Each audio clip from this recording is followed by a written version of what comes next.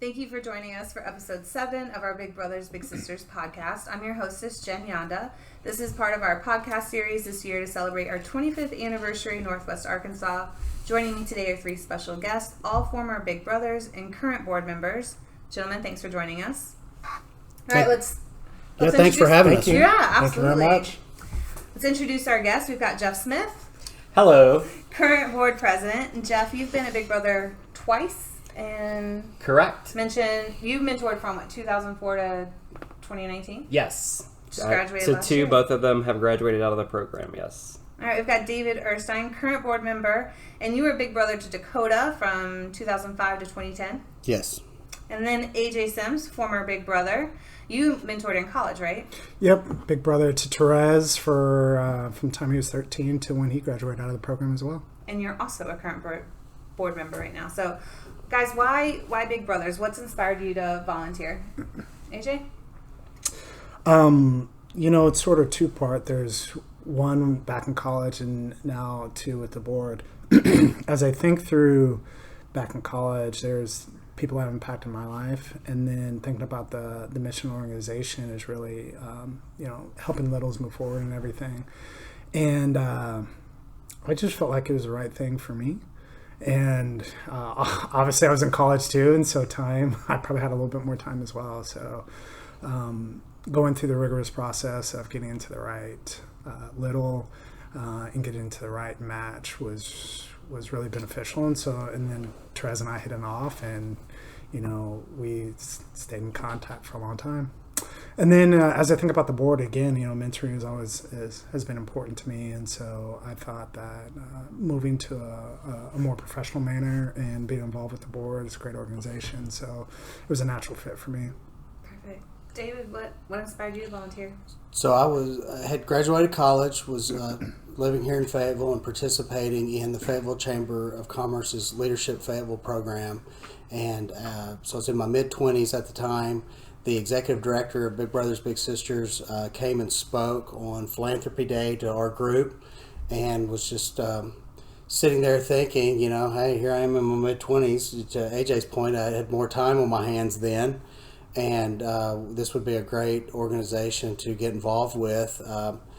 So I visited with some of my running buddies at the time, and said, this organization has a need, kind of as we continue to have a need for more male bigs. Mm-hmm. That was the point that was stressed that day, was that more males were needed as big brothers. And so there was about 3 or 4 of us, all in our mid-20s, out of school for 2 or 3 years at that point, and signed up to become bigs, and kind of made a little pact to say, look, we'll do this together, so that every other time we meet with our little, we'll meet collectively as a group and go do something fun.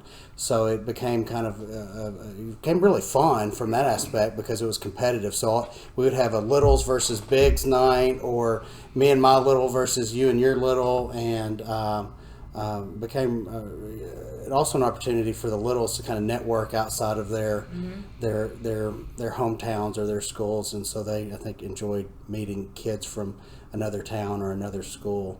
But we had a lot of fun with that. That sounds fun. I like the competitive edge to that. As a competitive person myself. Yeah, it just came about naturally. It's like, that's not what we intended. We intended just for a way to kind of hold each other accountable, and really encourage a couple of the other friends to do it. It's like, hey, it's like anything else, jump off the bridge, why not? My buddies are doing it, so we just try to take that. Yeah, as we were maturing into our mid-20s, we were now trying to take that from a philanthropic standpoint. It's like, let's all go jump into this together. I like that. What about you, Jeff? Yeah, I decided to get involved with Big Brothers for 2 main reasons. One, I was looking for a way, just like David and AJ, to give back to the community. But I had kind of taken this bent that I wanted to change the world, but change it through one person and one organization. And at the same time, there was an article in the newspaper that mentioned there were 30 little boys on the waiting list. And I thought I had the time and the capacity to give back, as well as I really liked the one-to-one mentoring that tied in perfectly with what I wanted to do. That's perfect. I'm only 30. We're up to 52 right now. I think one thing I'll say, we all mentioned time and how either we look back and thinking that we had more time at that juncture of our lives than maybe we do today, and that seems to be a hurdle that a lot of bigs or a lot of people will use from as an excuse why they don't want to get involved with the organization. I think knowing these guys and from y'all's stories and my story and hearing everyone else's story over the years as far as being a big, it doesn't take a lot of time. It doesn't at all. Yeah, but we all have that as kind of like this is going to be time consuming, but then you find out it doesn't, and then it becomes something you look forward to. Yeah, absolutely. You can cut out 4 hours of your television time a month. You can mentor. Yeah, and not to mention then do some cool stuff that your inner child wants to do anyway, like go ride go-karts or something. Exactly. So let's talk about mentors. Before you guys became mentors, have you had a mentor in your life? Who's been a mentor to you? Yeah, for me, it was my journalism professor at the University of Arkansas, Professor Gerald Jordan, a.k.a. Pro Joe. He's the one that really invested in me and I guess really showed me that what a mentor is. Like, how do they model themselves? Where do they push? Where do they not push? And I still to this day think of him as one of my closest friends and advocates because he took a little 20-year-old from South Arkansas and kind of directed me in the right way and helped channel some of that teenage angst I had at the time. David, what about you?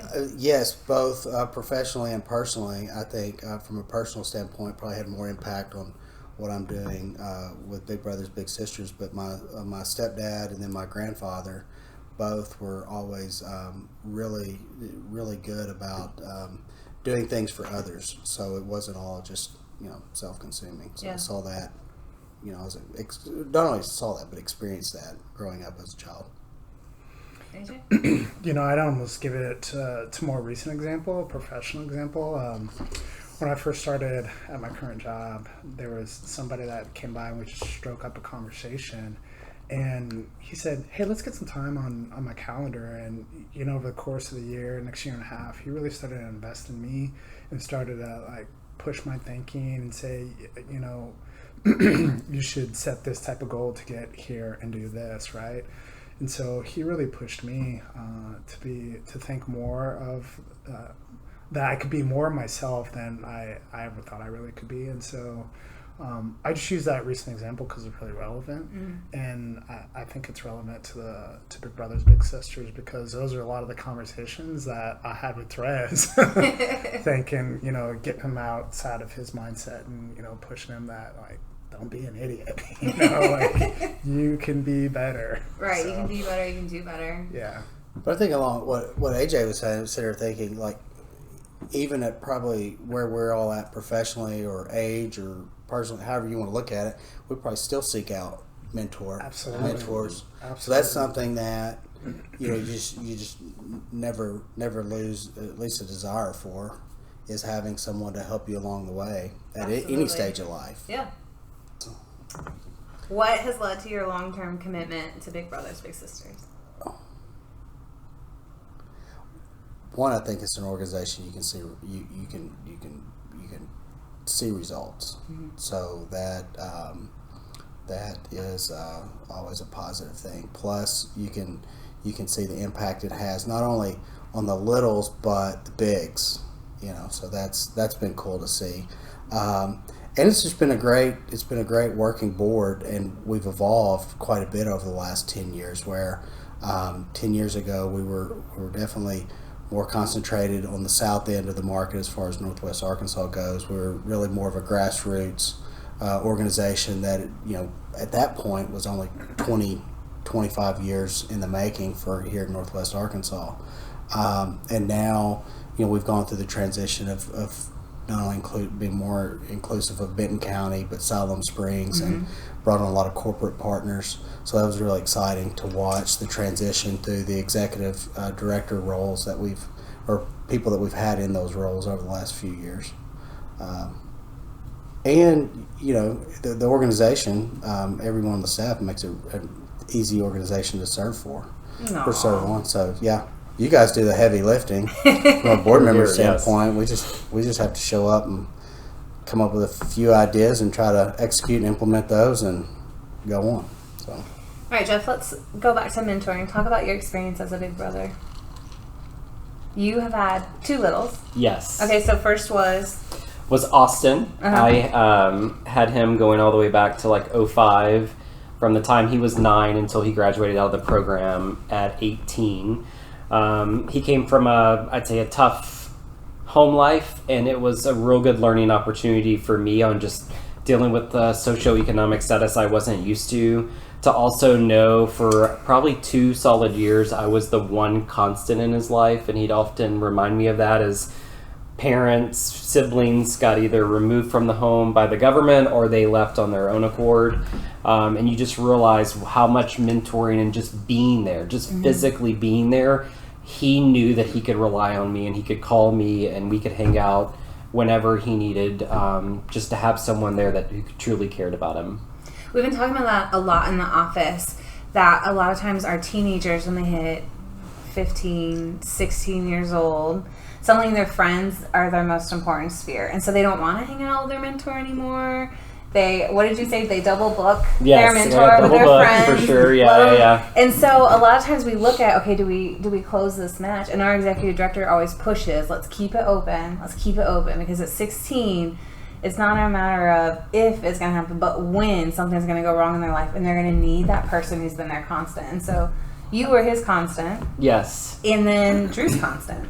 Absolutely. And so Austin, I kind of lost touch with. He moved out of the area for a while, and I think we're making different life choices. And so I said I was going to take a year off. I took 6 months off, and there was still more than, I think at that time, 30, 35 boys on the waiting list. And enough people kept asking when I was going to do it. And I was like, well, might as well jump right back in. And I had worked with the staff to say, like, hey, this is the type of little or their family that I would want based on my previous experience. And they do have such a fantastic job. They really did find a mini me. We have the exact same personality, think and laugh, make the same jokes, listen to the same music, those type of things. Like, it really is. I do feel for everyone that's associated with us. But they just did a great job of matching my likes with his likes, and we hit it off instantly, and have been hanging out ever since, going on almost 7 years, even though he's technically graduated out of the program. He will always be my little. I will always be his big, although 3 years ago he became much taller than me, so I'm his little most of the time. But yeah, it's one of those things you realize, like, once you form that friendship, that bond, that it never goes away. So like my first little, like I said, I lost touch with him really for about 5 years, like tried every phone number, family, social media, and nothing. And we share the same birthday week. His birthday is 4 days before mine, and it's always around that time I'm like, where is he, what's going on in his life, which is first week of November. But like 2 weeks ago, out of the blue, he reached out to me, like just a random Sunday, and he just wanted to let me know that he had moved out of Northwest Arkansas completely, left all of this behind, and had moved to Texas with his fiance and her family. And he just wanted to call and let me know that he was doing good, that he even waited 2 months when he moved just to make sure that it all like took. But he simply, all he wanted to know what was going on in my life, and just wanted to fill me in and his. And it was really cool to see, like, we ended up FaceTiming, and just to see his face after 5 or 6 years, to see his dad bod, as he called it, but to see, like, this kid was rail skinny, and now to have like a little bit of a stomach was awesome. But just, even though he's a man of few words, he could barely articulate why he was calling, but you could sense that, like, he just wanted me to know that he was doing well. And again, like, he wanted to reach out to someone that had made a difference in his life. So that just still gets to me how awesome that is. That is awesome. Yeah, that's really good. I think on the constant thing, as far as especially when my experience was in as being a big, that I noticed that when my little knew that I was going to be a constant in his life, things kind of opened up and changed, because unfortunately I feel like we're working through a lot of single parent family environments, and so the dads aren't around. And so they don't have that male role model that is there on a day in, day out basis, whatever that timing may be. And in our world, it's every other week or so. And I think that once, and I really saw this, I feel like maybe after I had to postpone or reschedule a couple of times, but then he was thinking, okay, well, this is this guy's way of just getting out of it. But I was like, no, then I would show up when we scheduled the postponed meeting, and he was like, okay, well, no, maybe he really did have something. Right. And this guy, if he says he's going to be there, he is, or if he can't, he lets me know and then reschedules and then is there for that time. So once that started happening, and I became, I guess, viewed as a little bit of a constant in his life, then the relationship kind of took off more from there at that point. You were talking about how at the age of 16, the executive director really pushes to keep the match going. I don't know if you guys had the same experience, but at that same age with Therese, by that time I knew all his good friends, right? And Absolutely. I particularly remember there was one time when I showed up and he was like 30 or 45 minutes late, and so I called him, and he's like, I'll be there soon. I'll see you soon. He's like talking under his breath. And so I'm waiting, and he shows up. And then one of his buddies shows up, and then another one of his buddies showed up, and they were being knuckleheads. He's like, you couldn't hear on the back? I'm like, no. But they're all being knuckleheads, and that was sort of a time to sit down and talk to all of them, because I knew all of them by this time. I mean, we're 3-4 years together at this time. It's like, you guys can't be knuckleheads like that, And so to take it from, when they're 16, 17, to see them graduate together, to see them, 3 or 4 years later together, it's a point to be a touch point for all their lives, right? And not intentionally, it's just the nature. I don't know if you guys had any. You probably did, David, because I jumped into it with some friends. Yeah, I was thinking back through that. I don't know if I ever got to know a lot of his friends. His sister would tag along occasionally to things, but I don't know if I ever, maybe a friend, but not like a group of friends.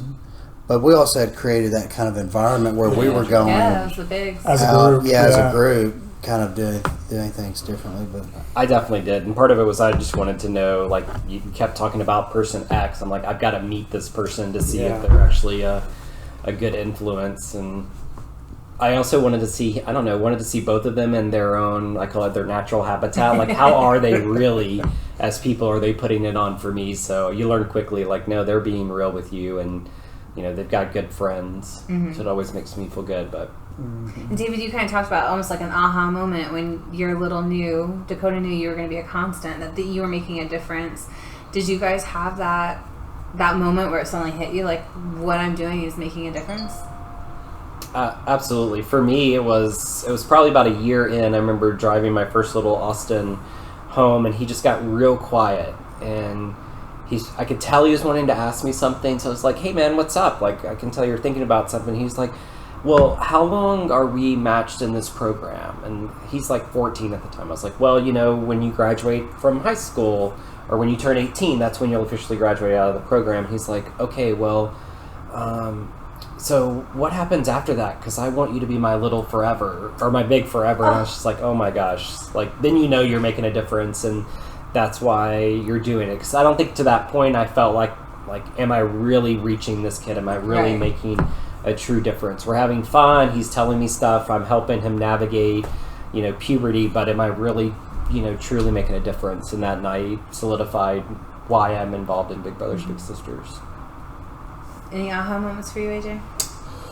I don't know that there's necessarily an aha moment, but I think it's sort of a chance to tell a little bit more about Therese. So Therese and I were from 13 to 18 matched, and then, we stayed in contact with family, or I stayed in contact with him over the course of the years. There's some times where we made some good decisions, times when we made some bad decisions, but he was like 22, pregnant with his daughter, or his girlfriend was pregnant with his daughter.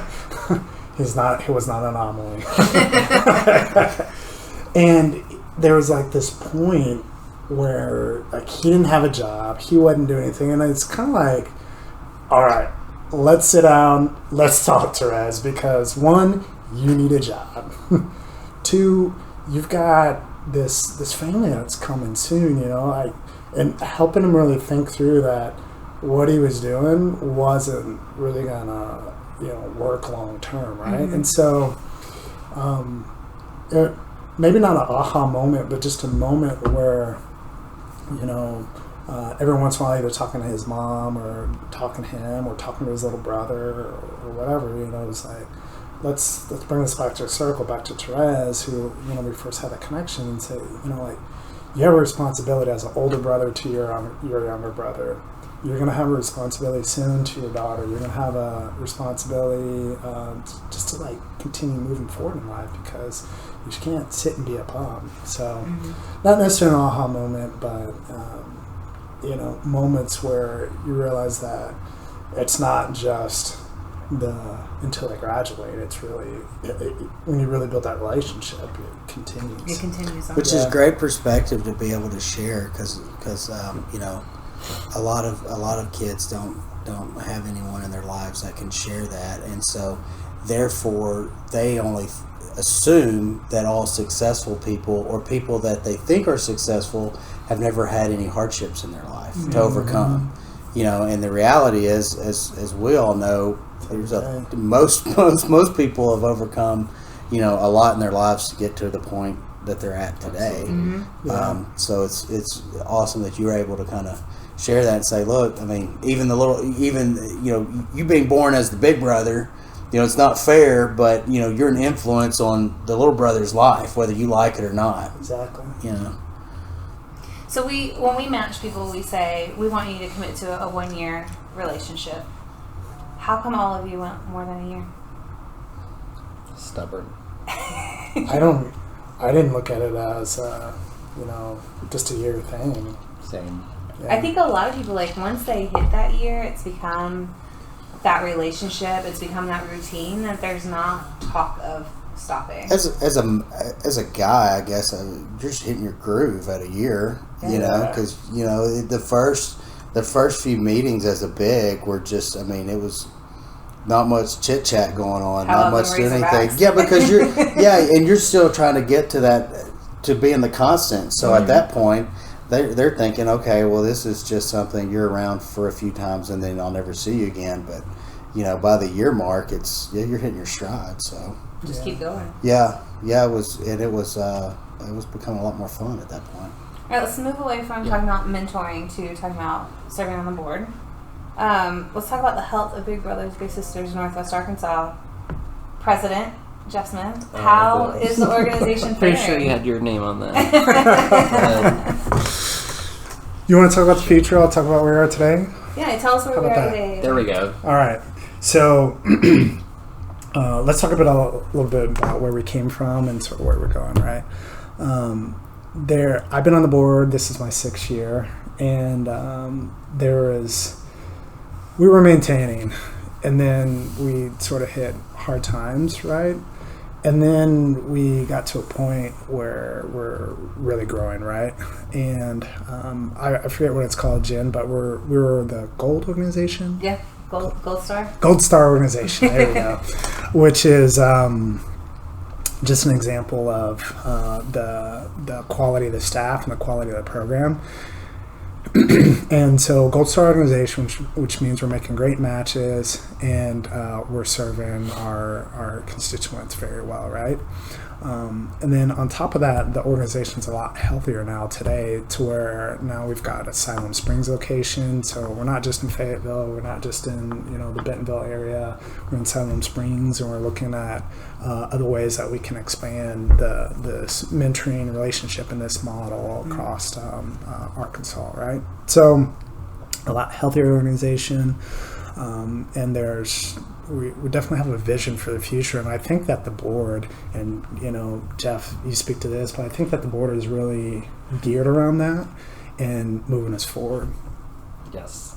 Thank you, AJ.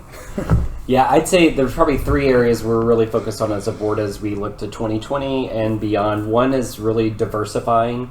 We've done a great job. David has led our governance committee on really looking at our board and ensuring that the board reflects in all ways possible the community in which we serve. And we were frankly way too heavy in white men. And so we've done a great job of diversifying, and doesn't just mean by ethnicity or gender, but also in where they represent. So we were heavily focused on Walmart and the vendor community. Now we have much more of a approach of different organizations that are, you know, housed in Northwest Arkansas, that they're their own kind of tent poles in this community. And then kind of the other area of diversity is the diversity of which we're serving littles. So we still have a lot of littles, especially that are from ethnic groups, who don't have mentors, and we're unfortunately having to match them with people who may not be in their same gender or their same race, right? Because we just don't have enough people within those groups to give back. So we're looking at ways that we can tackle those groups and reach them specifically so that they can become mentors. So that's area one. Area two is on really diversifying our funding stream. So just ensuring that we have a healthy organization and we're pulling from multiple areas instead of being reliant in one area or the other, to ensure that if there ever is another economic downturn, that the organization stays whole, that we can continue serving out our mission. And then finally, the third area is just really we want to continue to increase the number of kids that we serve. There are so many kids we have a huge waiting list, but we know there's a ton of kids who haven't even applied that really could benefit from mentoring. So we want to reach them, and we want to reach the mentors who can actually invest in their lives and meet them where they are. So we're also looking at ways that we can change up how people are big. So right now you either come to a school, like a site-based program, or you take them out in the community and it's one-to-one, which is what we're known for. But knowing that this can be a transient area, especially for vendors of Walmart, is how do we actually look at pairing them up similar to the way that David did with his littles? Are there things that we do more at the regional offices of some of these places versus it just being the schools or being out of the home? So that way that we're ensuring that that kid, no matter, you know, if they're matched for a year or 2 years, there's always going to be someone in their lives that they can rely on. To that last point, we just floated the idea of big colleagues from offices as a way to mentor. And we actually pulled from your office 2 men. Yes. They're going to be big colleagues. So if one moves on or one has to travel for work, or maybe they're both a little nervous about doing this, then they've got a buddy, as David had, to hold them accountable. And so they came through the interview process and both decided, you know what? There's too many kids that need us, and so they each decided to do one-on-one mentoring. So we're thankful for that, and it's something, you know, that we're open to. But so far we haven't had that big colleague. Now let's talk about Can we talk about diversity? Absolutely. One of the things that Jeff just mentioned. What are the statistics like for, you know, littles of color and bigs of color of that like? Yeah, we just had our retreat for the whole staff at the end of the year to kind of look at the numbers and what we were doing. So it was 52% of the littles we serve are littles of color, and 25% of our bigs are people of color. So our littles of color are being matched with white people. And also with gender, you talked about just in the past few months, we did our first cross-gender matches to get some of those boys off the waiting list. Instead of being partnered with a male mentor, they're being partnered with a woman. You know, David, you mentioned one of the things that sometimes it's hard for men to take that first step, right? But one of the things that you find is, you know, we're really fortunate in this area. There's a high level of income, there's high education level and all those things. And the reality is that's across the diverse spectrum, right? And so, you know, I would challenge a lot of the people that, you know, people of color that, you know, there's kids out there that they want somebody that looks like them. They want somebody that, you know, speaks like them or all those things, right? Because same cultural references. Yeah. Because they're willing to open up a lot more. I know that, you know, just from the different conversations that you can have somebody that you feel comfortable with because they look like you or they talk like you or they have a similar background like you. So I mean, that's a challenge to everybody listening to the podcast, that especially if you're a man of color, go out there and be a big colleague. Yeah, absolutely. or that sparks or be me. a big match. If you're married, I mean, you and your wife go do it together, right? So because we really need people of color to get involved. We just had a kid come through a couple months ago, and he was Native American, and he said, I want someone who looks like me. And we didn't have anyone Native American volunteers at the time, so he was matched with a white person. But that was one of the things that he requested. I want someone who likes baseball, I want someone who will take me fishing, and I want someone who looks like me. And that's not always something that we can meet right now. Okay, so where we're going. What about obstacles we're going to face? Yeah, so I think there's kind of twofold in obstacles we face. One is always money. We're a nonprofit organization, and so there's always the need within our organization to continue to raise money. So anyone listening, no amount of money is too small. $25 could be a month, could be a year, could be a one-time donation. We're always looking for money to support the matches, because especially with more and more scrutiny on security, we're having to spend more money each year on background checks, on fingerprints, just new things that we have to make sure that we put the children and their safety at the front and center. And so that's costing us more.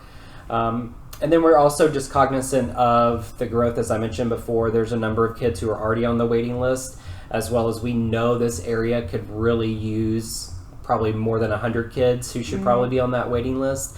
And our challenge isn't finding the littles, our challenge is finding the bigs and helping the bigs see how much they're going to get out of it. Because I know I went into thinking it is going to be a huge time commitment, but now what I tell people, I get so much more out of mentoring than my little does. And there's this huge endorphin rush of I made a difference. And I tell people there have been many times I've left the office not in a great mood. I don't want to go pick up my little. I just want to go home, veg out. And by the time I end up hanging out with my little and leaving, I'm like, that was the best thing I did. I feel so much better about life. And you just never feel like you have the time until you put in the time and you realize how much of your time it was actually worth. So what our Big Brother of the Year said last year. He said he'll end his sessions and then be like, man, I needed that. I needed that to renourish myself. So anyone listening wants to get involved with Big Brothers, Big Sisters, what are different ways to go about it? Obviously, mentoring.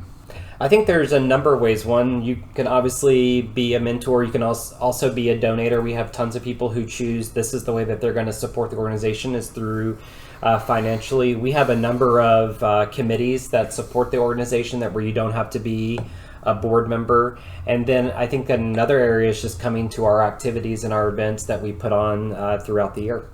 All right, final question for you guys. You've all served on the board of directors for years. What are you most proud of that you've seen over your tenure? The amazing staff that we brought on. Brown noser. Yeah. Just want to get that out of the way. I think how AJ kind of hit on this a minute ago, but we had a period of time where we were pretty down as an organization. I think definitely from a financial standpoint, and how we were able to pull through that and come out of that really a lot stronger than we probably ever were beforehand. That's been really impressive to watch. I agree with both of you. I would just say that I'm proud that we do have a good staff in place. We did get through those times, but as I look now, it's almost like a new beginning, right? Because we've launched Siloam Springs, and as we think about different places that need a mentoring model, I mean, it's really just a start. And so we've done lots of good things, but there's even more to go make happen, right? The long-term strategy that we have in place. So you guys said all the good things. I don't know I have much to add. It's still your answer. Yeah. And I think we've done a great job, in turning the organization around from a fundraising standpoint, from a leadership standpoint. And I also say probably the biggest thing is just getting our name out there. Mm-hmm. I think people in the past years might not have known Big Brothers Big Sisters or confused us with the Boys and Girls Club, but I feel like now people associate us, know who we are, know that we're about mentoring, and although our numbers continue to tick up, I just love reading the stories and hearing about the impact that you're making. So that's what I said to kind of end where I began. It like started with, I want to make a difference in one person's life. And when you read the story of 350 different kids having this impact made on their lives, that's what makes me most excited. And I just realized that there are so many more kids we could serve, and we're really kind of just getting started on what we can do. Absolutely. Well, gentlemen, thank you for joining us. We appreciate everything you do for Big Brothers Big Sisters. Likewise. Thank you. As a reminder, we're posting 2 podcasts a month, and you can follow our journey on YouTube, Facebook, on our website, our website is BBBSNWA.org. In the meantime, if you have a story about Big Brothers Big Sisters you'd like to share with us, we want to hear how mentoring has impacted your life. Give us a call at 479-966-4366 or email us at enrollment@bbbsnwa.org.